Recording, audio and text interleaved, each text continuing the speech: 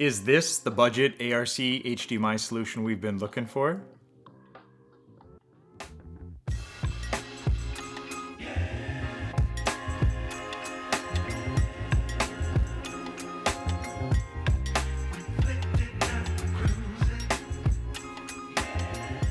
So I'm kind of excited about this one because we have a product today with some features that we normally don't see in these little Class D amps.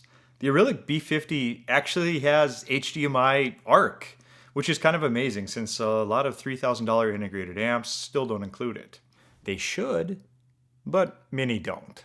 If you're unfamiliar with this, the feature is the audio return channel over HDMI. No need to use the optical cable from your TV with this configuration. Additionally, while you're using this, you can enable HDMI CEC, so you can control the volume of your B50 with your standard TV remote. The unit will even turn on and off with your TV automatically. Let's stack another oddity with this one. It's a Bluetooth transmitter as well as receiver. You can have this connected to your TV, for example, and have two pairs of headphones receiving signal from the B50. That's one use case, or maybe you need to connect your TV to a Bluetooth speaker. That's easy as well here. You can even play vinyl on your turntable and send the signal over Bluetooth to a headphone or speaker. Well, I wouldn't necessarily use that one, but as you can tell by now, it also has a Phono input, and actually has the ability to work with MMC cartridges. A long press on the Phono button switches modes. The MC mode will just apply a 10 dB boost of gain to the Phono input.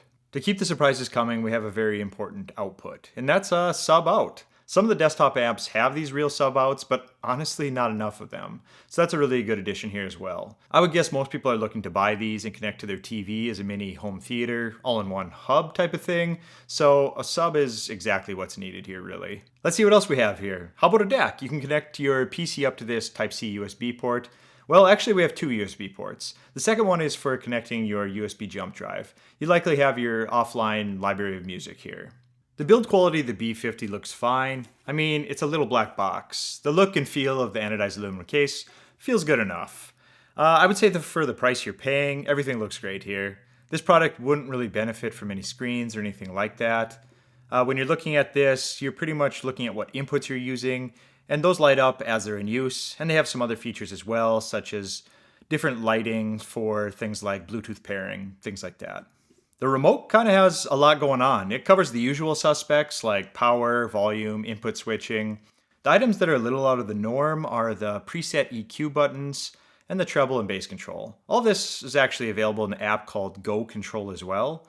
The app is really straightforward and pretty simple. I didn't have any issues pairing things up. One outstanding feature that is available in the app that is not available on the remote is you can manually set the sub-out filter. I believe it goes from 50 to 250 Hertz. There's also this deep bass button. That must be the new age loudness switch, I guess. There's a lot more that can be fine-tuned here, but it requires you to purchase an additional license of ACP Workbench. It's really only $20, so it isn't too expensive of an add-on if you need this sort of thing. This allows you to fine-tune your product, 10-band EQ, audio effects, make real-time adjustments to your sound. Not necessary by any means, but a DSP add-on for $20 isn't really bad at all. Now I want to discuss some of the concerns I read online. Some of the earlier revisions appear to have suffered from some latency and connection issues over HDMI. In my experience with an LG OLED TV, I had no problems on the new firmware they offer. The CEC is working properly for me. It turns the B50 on and off as I power cycle the TV. The latency has been great as well. No issues currently over ARC. One tip I would give you if you're having any kind of issues is make sure first that you have your TV selected to output the sound over HDMI. Then the key is to go into your settings and select PCM. I believe they are shipping these out with the updated firmware at this point, as mine arrived working well with HDMI. But if not, you'll need to download the new firmware and update it using a jump drive. So now it's time to pick at this one a little bit. If I were to change anything here, it wouldn't be a ton, but I would have preferred this use the same app, the 4Stream app that they use on some of the other Arylic devices.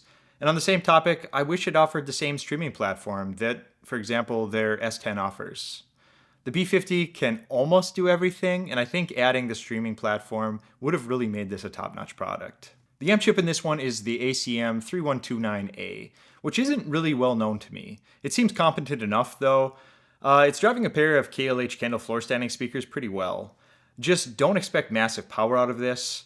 But bookshelf and sensitive floor standing speakers shouldn't be any problem. Maybe I've just been a little bit spoiled too with some of the power outputs on some of these high voltage 3255 amp chips lately. In conclusion, if someone asked me if I knew of a budget HDMI device that would integrate easily into their TV and they didn't want to go down the route of a full-blown home theater receiver, I would have no issue suggesting the B50. You can practically connect anything to this one, and it has some really cool features such as the Bluetooth transmitter and receiver functionality. I'm unaware of any other manufacturers with a comparable product coming in under $150. So that's really it for today.